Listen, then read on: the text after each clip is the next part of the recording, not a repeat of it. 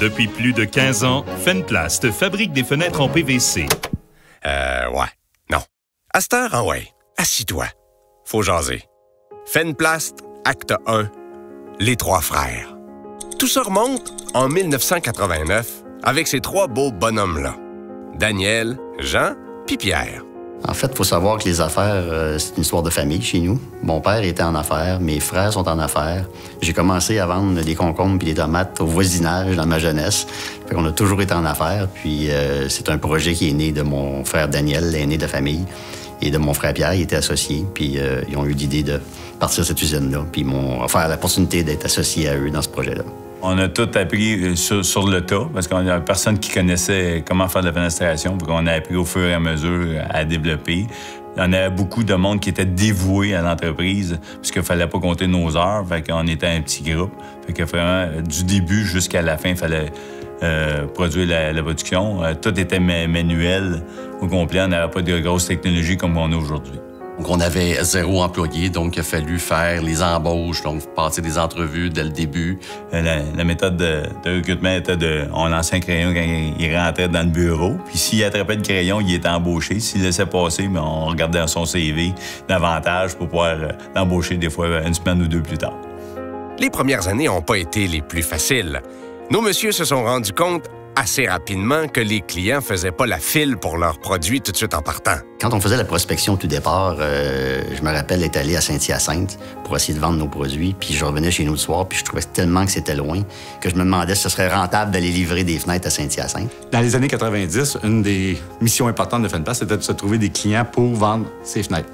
J'étais directeur des ventes à l'époque, alors on se promenait partout à travers le Québec pour essayer de trouver des distributeurs qui étaient intéressés à distribuer nos produits. Aujourd'hui, on livre aussi loin que les îles de la Madeleine ou la Gaspésie, l'Abitibi.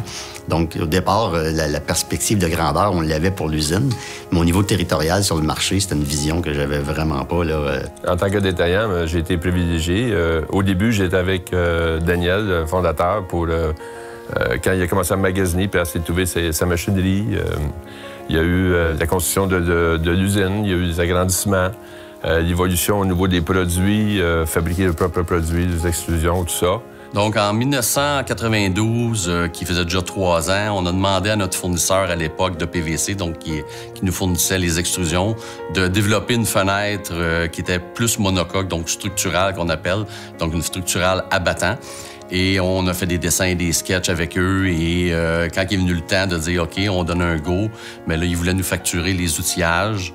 Fait que ce qu'on s'est dit, mais Jean dit, donc plutôt comme l'expression Jean dit, il a dit « Ah, c'est beau, on va se payer des outillages, mais on va aussi se payer une ligne d'extrusion, puis on va les faire nous autres mêmes ». On a choisi un fournisseur autrichien qui a vraiment un clé en main, donc qui fournissait la ligne d'extrusion qui nous promettait de partir le démarrage complet. Fenplast s'est lancé dans la fabrication d'unités scellées, surtout à cause de la médiocrité des fournisseurs de thermo.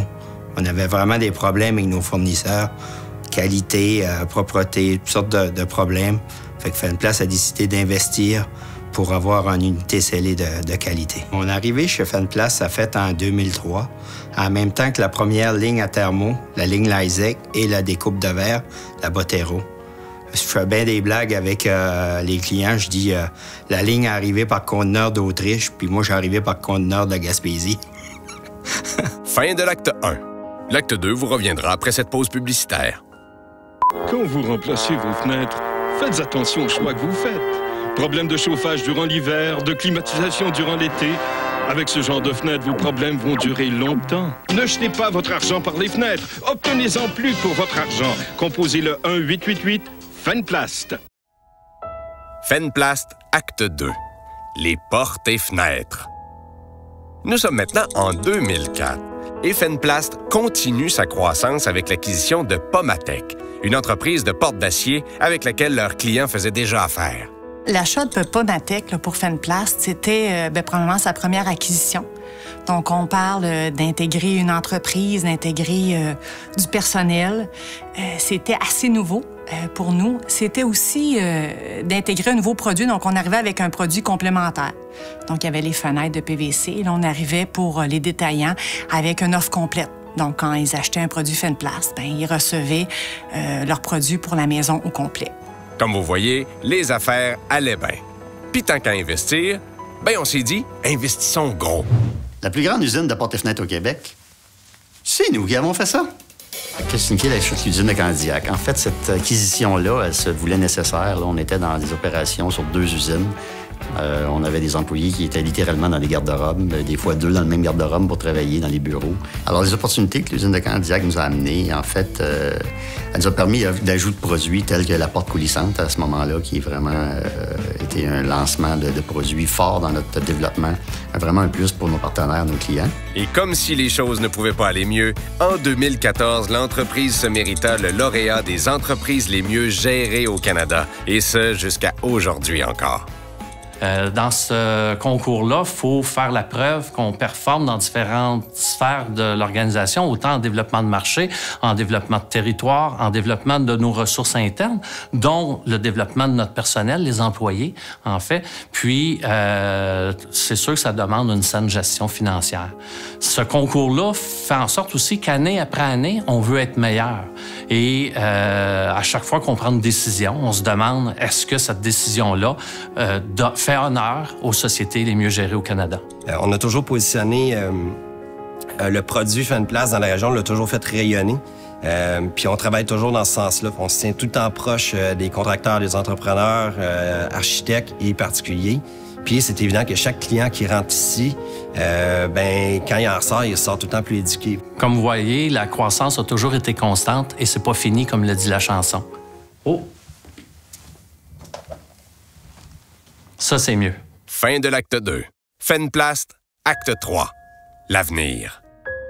Nous sommes maintenant en 2016 et Fenplast choisit de se moderniser avec une nouvelle image de marque. C'est évident quand on regarde notre ancien logo qu'on avait vraiment besoin d'arriver dans les années 2018-2020. On s'est toujours impliqué dans toutes sortes de projets dans la société, mais c'est plus le fun avec nos nouvelles couleurs. La façon dont je qualifierais ça, c'est un peu à la hauteur des qualificatifs de notre président. Donc, très généreux, très humain. Donc, on s'implique sous 3 volets différents. Beaucoup les enfants, donc l'enfance, la maladie, puis tout ce qui est au niveau des saines habitudes de vie. Donc, des exemples, écoutez, on en a projeté. On pourrait parler au 808 Bonneville, on pourrait parler de 2 camps, on pourrait parler d'Opération Enfant Soleil, on pourrait parler de On efface et on recommence, qu'on a depuis 2 ans, beaucoup de diffusion avec eux.